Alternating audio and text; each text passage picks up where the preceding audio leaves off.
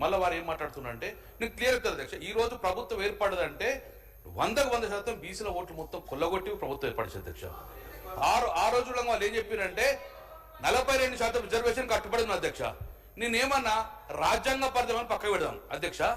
ఈ రోజు 80,000 నుంచి 1,00,000 కోట్ల టెండర్లు ఇచ్చిన అధ్యక్ష. మరి ఆ 42%లో మా వాటా ఎంత ఇచ్చిండ్రు? మీరు ఎప్పుడన్నా చర్చ పెట్టండి. మీరు ఇచ్చిన ఈ 2.5 సంవత్సరాల్లో ఎన్ని కాంట్రాక్టులు ఇచ్చిండ్రు, అందులో బీసీలకు ఎన్ని కేటాయించారు, అందులో తెలంగాణ కాంట్రాక్టర్కి ఎంతమంది ఇచ్చిండ్రో దయచేసి గౌరవ మంత్రి గారు చెప్పాలని వాల్సిన అధ్యక్ష. అధ్యక్షం కూడా ఆత్మగౌరవం బాధని చెప్పారు అధ్యక్ష. నేను రిక్వెస్ట్ చేసిన ప్రభుత్వాన్ని ఆరోగ్యంగా తమ ముందర కూడా రిక్వెస్ట్ చేసిన ఆత్మగౌరవ భవనాలకు సంబంధించిన అక్కడ ఒక పెద్ద కంపెనీలన్నీ కూడా నియోపోలిస్ కన్స్ట్రక్షన్ జరుగుతుంది. ఈ ఆత్మగౌరవ భవనాలు కన్స్ట్రక్షన్ చేయకపోవడం వలన ఈ డెబ్రీస్ కంకర మొత్తం తీసుకుపోయి ఆ యొక్క ఆత్మగౌరవ భవనాలు మొత్తం కప్పేసిన అధ్యక్ష. ఇప్పుడు అవి రిమూవ్ చేయాలంటే వాళ్ళ స్థలాలు వాళ్ళు తెలవాలంటే సుమారు ఒక 20 నుంచి 20 కోట్లు అయితే మాత్రమే ఆ డెబ్రీస్ అయితే. నేను గౌరవ మంత్రి గారిని ఒకటి చెప్తున్నాను, దయచేసి మీరు ఆ ఏదో స్థలాలలో కన్స్ట్రక్షన్ స్టార్ట్ చేసే ముందు ఆ డెబ్రీస్ మొత్తాలను తీసేస్తే వాళ్ళ స్థలాలు వాళ్ళు కనబడే విధంగా ఉంటాయని చెప్పి నేను కోరుతున్నాను అధ్యక్ష. ఇంకోటి అధ్యక్ష, ఇంకోటి రెండో ఇష్యూ అధ్యక్ష, మీరు కార్పొరేషన్ అని చెప్పిన అధ్యక్ష. డెఫినెట్ మొన్న క్వశ్చన్ ఆన్సర్ ప్రభుత్వం నుంచి ఒక ఆన్సర్ ఇచ్చింది అధ్యక్ష. మేము ఏ కార్పొరేషన్ కూడా రూపాయి ఇవ్వలేదు, 0 అని చెప్పి ప్రభుత్వమే ఇచ్చింది అధ్యక్ష. నేను మంత్రి గారు కోరుతున్నాను, మీరు కార్పొరేషన్ వేసిండ్రు సరే, మీరు 1 రూపాయి ఇవ్వలేదు, కనీసం ఆ కార్పొరేషన్లకు ఒక చైర్మన్ అని వేయండి.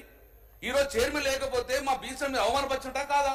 కార్పొరేట్ వేసిండ్రు కానీ వారు చైర్మన్ లేకపోతే ఎండీతో నడిపిస్తే బీసీలకు అవమానం జరిగిందని మీరు ఇమ్మీడియట్ గా మీరు ఆ కార్పొరేషన్లకు నిధులు కేటాయించండి, 0 నుంచి 100 కోట్లు పెట్టండి. దాంతో పాటు ఆ కార్పొరేషన్లకు చైర్మన్ ప్రకటించి ఆ బీసీల గౌరవాన్ని కాపాడారు అధ్యక్ష. రెండో అధ్యక్ష, ఇంకోటి ఓవర్సీస్ స్కాలర్షిప్ అధ్యక్ష, ఇది చాలా ఇంపార్టెంట్. మొదటి ఫేజ్ లో 10 లక్షలు తీసుకున్న వాళ్ళు అమెరికాలో, లండన్ స్థిరపడ్డారు. వాళ్ళు రెండో ఫేజ్ రాకపోవడం వల్ల వాళ్ళు రెస్టిగేట్ అయ్యి ఇండియాకి వచ్చే పరిస్థితి అధ్యక్ష. వెనువెంటనే ఆ రోజు శ్రీకాకుళం ఆన్సర్ ఇచ్చారు 3 నెలలు పంపిస్తామని, కానీ ఇంతవరకు అధ్యక్ష సెకండ్ ఫేజ్ వాళ్ళకి ఇన్స్టాల్మెంట్ రాక విద్యలందడం ఇబ్బంది పడుతుంది. కాబట్టి ఇమ్మీడియట్ గా ఓవర్సీస్ స్కాలర్షిప్ లో సెకండ్ ఫేజ్ అమౌంట్ పంపించేసి ఆ బిడ్డ చదువుకు ఎలాంటి ఆటంకం లేకుండా చూడాలని చెప్పి నేను ప్రభుత్వం కొడుతున్నాను అధ్యక్ష. అధ్యక్ష ఇంకోటి అధ్యక్ష అధ్యక్ష, మీరే బీసీ డిక్లరేషన్ పెట్టిండ్రు, వారు గంట మాట్లాడిన నేను ఒక 2 నిమిషాలు మాట అధ్యక్ష. అధ్యక్ష, ప్రభుత్వ పరంగా రాజ్యాంగ పరంగా ఉన్నాయని మేము కేంద్రంలో అధికారానికి వస్తే చేస్తామన్నారు. బస్ కేంద్రం ఎప్పుడు వస్తారో చేయండి, కానీ మీ చేతిలో ఉన్న పని ఈ బడ్జెట్ లో 20,000 కోట్లు పెడతారు అధ్యక్ష. ఎన్ని పెట్టారు అధ్యక్ష? మంత్రి గారు మీరు మాట్లాడారు కదా, ఫస్ట్ ఇయర్ 20,000 పెట్టలేదు, రెండో ఇయర్ 20,000 పెట్టలేదు, ఈసారి 20,000 పెట్టాలి కదా. నేను ఏమంటాను, సమ సంగ్రామ పరిషత్ గొంతు మీరు ఎంపీగా అయినరు, మంత్రి గారు డెఫినెట్ గా బీసీ సంఘమే, ఆ గొంతు కూడా 20,000 పెడితే మేము సంతోషపడతాం అధ్యక్ష. ఇక్కడ నుంచి అయినా 20,000 కోట్లు కొట్లాడి ఈ యొక్క బీసీలకు మీరు చేయాలని చెప్పి అధ్యక్ష. అధ్యక్ష ఇంకోటి అధ్యక్ష, ఆర్టీసీ చైర్మన్ అధ్యక్ష, ఒక చాలా ముఖ్యమైనది. ఆ రోజు కేసీఆర్ గారు ఆర్టీసీ చైర్మన్ కూడా 2 సార్లు బీసీ కేటాయించారు అధ్యక్ష.